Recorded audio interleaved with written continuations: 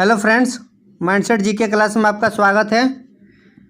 चलिए आज हम फिर से लेकर आए हैं आरआरबी एनटीपीसी का सॉल्व पेपर। कौन सा? सामान्य अध्ययन का। जो इसमें सॉल्व पेपर कब का है? 2021 में जो एनटीपीसी का एग्ज़ाम हुआ था उसका जीएस का क्वेश्चन, जनरल स्टडीज सामान्य अध्ययन का क्वेश्चन करने वाले हैं। इसमें प्रत्येक सेट में सामान्य अध्ययन का 40 क्वेश्चन दिया गया है। ठीक है, प्रत्येक सेट में कितना? 40 क्वेश्चन दिया गया है। आरआरबी एनटीपीसी में 40 क्वेश्चन जीएस का रहता है, 30 क्वेश्चन मैथ का रहता है और 30 क्वेश्चन रीजनिंग का रहता है। इस तरह से हमारा 100 क्वेश्चन है। ठीक है, लेकिन इसका जो CBT सेकेंड होता है उसमें 50 क्वेश्चन जीएस का रहता है। तो ठीक है, इसलिए जीएस का इंपॉर्टेंस बहुत ही ज़्यादा है आरआरबी एनटीपीसी में। इसलिए हम इसके जितने भी क्वेश्चन आरआरबी एनटीपीसी का 2021 में जो पूछा गया है जीएस का क्वेश्चन, सारे क्वेश्चन को हम लाइन बाय लाइन से सॉल्व करेंगे।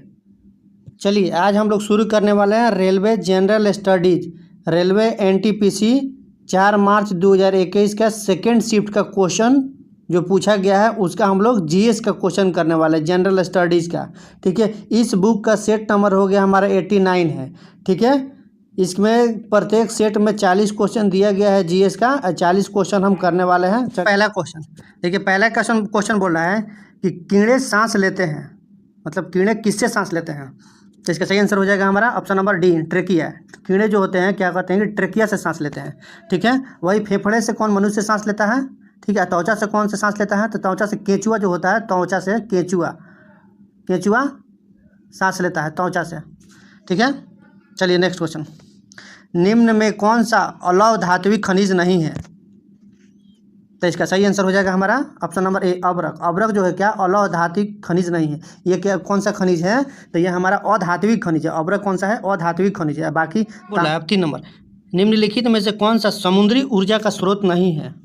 तो इसमें हमारा समुद्री ऊर्जा का स्रोत नहीं है, ऑप्शन नंबर बी हो जाएगा सौर ऊर्जा। सौर ऊर्जा क्या है कि समुद्री ऊर्जा का स्रोत नहीं है। बाकी जो महासागरीय ऊर्जा, तरंग ऊर्जा और ज्वारीय ऊर्जा, ये सभी क्या है कि समुद्री ऊर्जा का स्रोत है। निम्नलिखित में से कौन सी वेबसाइट शिक्षा से संबंधित नहीं है? तो इसका सही आंसर हो जाएगा हमारा ऑप्शन नंबर बी, www.onlinesbi.com। ये जो है शिक्षा से संबंधित नहीं है। बाकी ये जो तीनों है शिक्षा से संबंधित है। www.ignu.ac.in ये भी शिक्षा से संबंधित है, NCERT भी शिक्षा से संबंधित है, एजुकेशन भी शिक्षा से संबंधित है। निम्नलिखित में कौन सी जीवधारियों के वर्गीकरण की मूल इकाई है? तो इसका सही आंसर हो जाएगा हमारा ऑप्शन नंबर सी, जाति। जाति जो है क्या कि जीवधारियों के वर्गीकरण की मूल इकाई है। ऑप्शन नंबर सी सही हो जाएगा। ठीक है, देखिए वर्गीकरण का सबसे बड़ा जगत कोई होता है ना, तो कौन सा होता है? जगत होता है, भाग। वर्गीकरण का सबसे बड़ा भाग जगत होता है, जिसे क्या कहते हैं? किंगडम कहा जाता है। भारत के किस राष्ट्रपति को मिसाइल मैन के रूप में जाना जाता है? तो इसका सही आंसर हो जाएगा हमारा option number A, APJ Abdul Kalam को मिसाइल मैन के नाम से जाना जाता है। ठीक है, अब वही अगर देखिए मिसाइल वुमेन ऑफ इंडिया को किसे कहा जाता है? तो मिसाइल वुमेन ऑफ इंडिया कहा जाता है टेसी थॉमस को। इसको टेसी थॉमस को क्या कहा जाता है? मिसाइल वुमेन ऑफ इंडिया कहा जाता है। ठीक है, और रॉकेट मैन ऑफ इंडिया किसे कहा जाता है? तो के सिवन को रॉकेट मैन ऑफ इंडिया कहा जाता है। निम्नलिखित में से कौन थर्मोन्यूक्लियर फ्यूजन रिएक्टर का एक उदाहरण है? कौन? तो इसका सही आंसर हो जाएगा हमारा option number B, hydrogen bomb. Vitamin C की कमी से इनमें से कौन सा रोग होता है? तो इसका सही आंसर हो जाएगा हमारा ऑप्शन नंबर बी, स्कर्वी रोग होता है, विटामिन सी की कमी से होता है। अब बेरी होता है किसे? विटामिन B1 की कमी से होता है। और दृष्टिहीनता विटामिन ए की कमी से होता है। इस्पात को कठोरीकृत करने के लिए किस रासायनिक तत्व की आवश्यकता होती है? तो इसका सही आंसर हो जाएगा हमारा ऑप्शन नंबर बी, मैग्नीज की आवश्यकता होती है इस्पात को कठोर बनाने के लिए। उर्वरकों के पैक पर मुद्रित अक्षर NPK क्या दर्शाते हैं? तो NPK हमको दर्शाते हैं N, P और K, नाइट्रोजन, फास्फोरस और पोटेशियम। तो इसका हमारा सही हो जाएगा ऑप्शन नंबर बी। निम्नलिखित में से कौन एक भूमि आधारित बैलिस्टिक मिसाइल नहीं है? तो इसका सही आंसर हो जाएगा हमारा ऑप्शन नंबर ए, धनुष। नंबर क्वेश्चन देखिए क्या बोल रहा है। निम्नलिखित में से कौन सा क्षेत्र भारत की GDP में सर्वाधिक योगदान देता है? तो इसका सही आंसर हो जाएगा हमारा ऑप्शन नंबर सी, तृतीय क्षेत्र। देखिए तृतीय क्षेत्र में होता है ना, विभिन्न प्रकार की सेवाओं का उत्पादन किया जाता है, ठीक है। जैसे कि हमारा परिवहन एवं संचार हो गया, बैंकिंग हो गया, बीमा हो गया, LIC हो गया, व्यापार हो गया, ये सब क्या तृतीय क्षेत्र के हैं। नेक्स्ट क्वेश्चन, सूर्य का चक्कर लगाने वाले चट्टानों के छोटे छोटे टुकड़े को क्या कहा जाता है? तो उसे कहा जाता है, ऑप्शन नंबर ए क्षुद्र ग्रह। क्षुद्र ग्रह होते हैं, और क्षुद्र ग्रह होते हैं जो किनके बीच होते हैं? ये मंगल और बृहस्पति के बीच में होते हैं क्षुद्र ग्रह।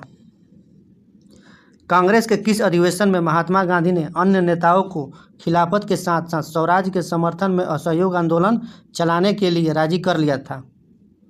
इसका सही आंसर हो जाएगा हमारा ऑप्शन नंबर सी, कलकत्ता अधिवेशन 1920 ईस्वी में राजी किए थे। भारत सरकार के मानव संसाधन विकास मंत्रालय द्वारा तैयार किए गए शिक्षा पोर्टल का नाम क्या है? तो इसका सही आंसर हो जाएगा साक्षात, ऑप्शन नंबर सी। भौतिक भूगोल की कौन सी शाखा स्थलाकृति है उनकी उत्पत्ति एवं संबंधित प्रक्रियाओं के अध्ययन के लिए समर्पित है? तो इसका सही आंसर हो जाएगा हमारा ऑप्शन नंबर डी, भू आकृति विज्ञान।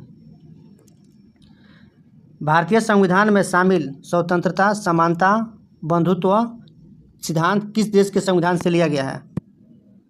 तो इसका सही आंसर हो जाएगा हमारा ऑप्शन नंबर डी, फ्रांस के संविधान से। एयर इंडिया के लोगों में इनमें क्या शामिल है?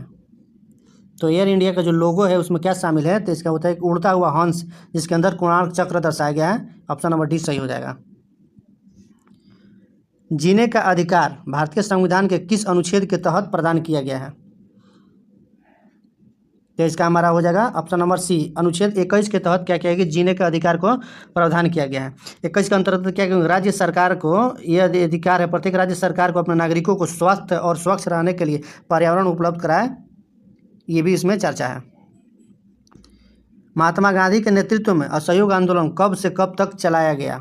तो असहयोग आंदोलन कब से कब तक चला था? तो 1920 से 1922 तक, ऑप्शन नंबर डी सही हो जाएगा। प्रांतीय स्वायत्तता को भारत सरकार अधिनियम डैश डैश के तहत वर्णित किया गया है? तो इसका सही आंसर हो जाएगा ऑप्शन नंबर बी, 1935 के अधिनियम के तहत वर्णित किया गया है।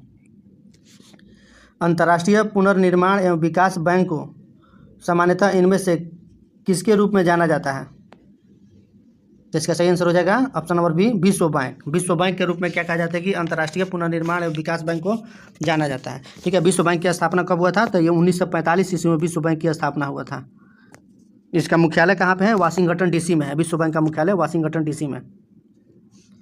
सकल राष्ट्रीय उत्पाद से अवमूल्यन घटाने पर प्राप्त राशि को क्या कहा जाता है? तो उसे कहा जाता है शुद्ध राष्ट्रीय उत्पादन, ऑप्शन नंबर 20 है। शब्द मानसून को डैश डैश शब्द मौसम से लिया गया है, जिसका अर्थ क्या है? मानसून का अर्थ क्या है? तो मानसून इस शब्द कहाँ से लिया गया है? तो ये अरबी से लिया गया, ऑप्शन नंबर ए सही हो जाएगा, अरबी। इनमें से कौन सम्राट अकबर के शासन में राजस्व मंत्री थे? तो इसका सही आंसर हो जाएगा हमारा option number C, Todarmal. Todarmal थे अकबर के राजस्व मंत्री थे, जिसने अपने एथी पर नाम से एक 10 साल बंदोबस्त किया था, स्थापना किया था 1580 ईस्वी में। 10 साल बंदोबस्त टोडरमल ने। अब देखिए हमारा 26 नंबर। अब देखिए 26 नंबर, इनमें से कौन सा भारतीय संविधान के अनुसार मौलिक अधिकार नहीं है? तो इसका सही आंसर हो जाएगा हमारा ऑप्शन नंबर बी, समान न्याय एवं निःशुल्क विविध सहायता का अधिकार जो है मौलिक अधिकार नहीं है। ये क्या होता है कि इस समान न्याय एवं निःशुल्क विधिक सहायता का अधिकार भारतीय संविधान के अनुसार राज्य के नीति निर्देशक के सिद्धांत से लिया गया है। नेक्स्ट क्वेश्चन, 2011 की भारतीय जनगणना के अनुसार केरल का लिंगानुपात प्रति 1000 पुरुषों पर महिलाओं की संख्या कितनी है? तो इसका सही आंसर हो जाएगा हमारा ऑप्शन नंबर बी, 1084, 1084। इनमें से किस अंतर्राष्ट्रीय संगठन का मुख्यालय वाशिंगटन DC में स्थित है? इसका सही आंसर हो जाएगा हमारा ऑप्शन नंबर ए, अंतर्राष्ट्रीय मुद्रा कोष। अंतर्राष्ट्रीय मुद्रा कोष या चाहे विश्व बैंक, जिसका मुख्यालय वाशिंगटन DC में है। बंगाल में स्वदेशी आंदोलन के दौरान बनाए गए तिरंगे झंडे के रंग कौन कौन से थे? तो तिरंगा झंडा बंगाल में स्वदेशी आंदोलन 1905 ईस्वी में चल रहा था, तो उस समय जो तिरंगा बनाया गया था उसका रंग क्या था? तो उसका रंग था लाल, हरा और पीला, ऑप्शन नंबर सी सही हो जाएगा, लाल, हरा और पीला। निम्नलिखित में से कौन सी पुस्तक अमर्त्य सेन के द्वारा लिखित नहीं है? तो इसका सही आंसर हो जाएगा option number C, poverty of India. ये किया गया दादा भाई नौरोजी के द्वारा लिखा गया है, बाकी तीनों अमर्त्य सेन के द्वारा लिखा गया है। प्रसिद्ध तमिल महाकाव्य शिल्पाधिकारम किसकी कृति है? तो इसका सही आंसर हो जाएगा इलांगो अडिंगल का, ऑप्शन नंबर डी।